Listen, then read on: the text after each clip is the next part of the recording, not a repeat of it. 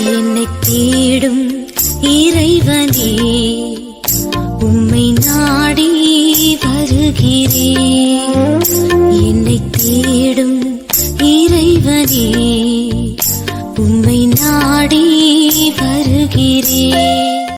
October 23ஆம் நாள். இன்றைய தியானத்திற்கான தலைப்பு எபேசுவில் அமளி.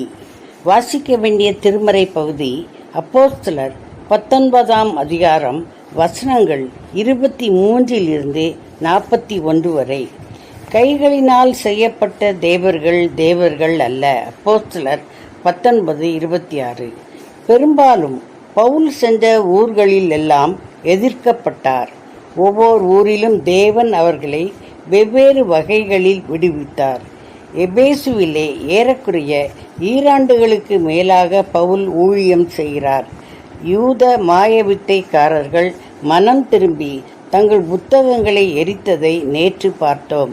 அவ்வளவு பலமாய் அந்த ஊரிலே கர்த்தருடைய வசனம் விருத்தி அடைந்தது.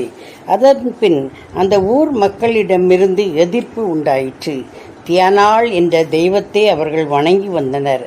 அந்த தியானாளின் கோயிலைப் போல சிறிய கோயில்களை செய்து தட்டார்கள் விற்று வந்தனர். ஒரே ஒரு தெய்வம் உண்டு, அவரை அடைவதற்கு கிறிஸ்துவே வழி என்று பவுல் போதித்ததால் அப்போதனையால் ஈர்க்கப்பட்ட மக்கள் சிறு தியானாள் கோயில்களை வாங்குவதும் வணங்குவதும் இல்லாது போயிற்று. இதனால் தட்டார்களின் பிழைப்பு பாதிக்கப்பட்டது. தெமேத்திரியு என்ற தட்டான் மக்களை தூண்டிவிட்டான்.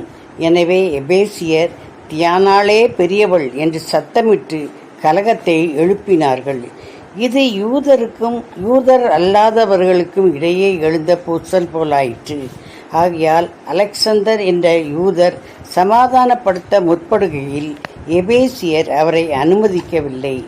ஆனால் எபேசு பட்டணத்து ஆணையர் சம்பிரதி வந்து எபேசியரை திசை திருப்பி விட்டார்.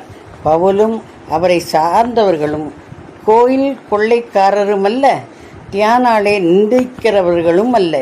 எனவே எதையும் பதறி செய்துவிடாதீர்கள்.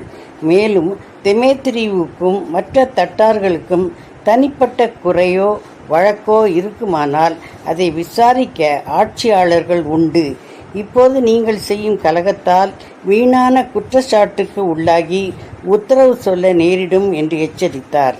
கொரிந்துவில் கல்லியோனும் எபேசுவில் ஆணையரும் நேர்மையாக பேசி மக்கள் கவனத்தை திருப்பி பவுலை காப்பாற்ற ஆண்டவர் அருள் செய்தார். பவுலுக்கென்ன, ஒவ்வொரு ஊரிலும் நற்செய்தி விதையை ஊன்றிவிட்டார். அது 60 100 பலனளிக்கும் என்றறிவார். அடுத்த ஊருக்கு கிளம்பிவிட்டார். எந்த ஊரானாலும் பிரச்சனைகள் வருகின்றன. அவற்றோடு ஆண்டவர் கிருபையும் பெருகுகிறது. பவுல் வெவ்வேறு வகைகளில் பிரச்சனைகளை சமாளிக்கிறார். பவுலுக்கென்ன, தொல்லை கஷ்டங்கள் வந்தால் என்ன, பரத்தில் இருந்தன்றோ ஜெயம் வருகிறது.